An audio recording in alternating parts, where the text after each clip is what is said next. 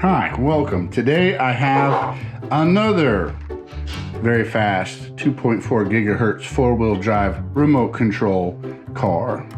I like this one a little bit better than the last one I did because it's a little easier to work with. It comes with two bodies, so you can change it up if you want, or if one gets broken.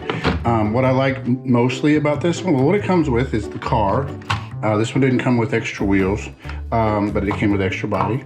It came with a little bit of instructions, two batteries, which I've charged up, the battery charger, screwdriver to get things apart in here and to get the battery in and out of here. It comes with the remote control, but it doesn't come with the 3 AA batteries that you need to supply yourself. 4 extra clips that you use to take the body on and off. I haven't played with this one yet. It's been kind of cloudy today and I didn't get a chance to get out there. The on-off switch is underneath the tab right here. And you're supposed to turn the remote on first, and then the car, then they'll pair.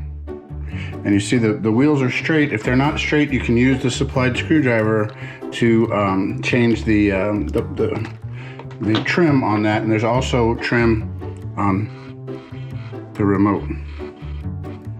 And it is 4-wheel drive.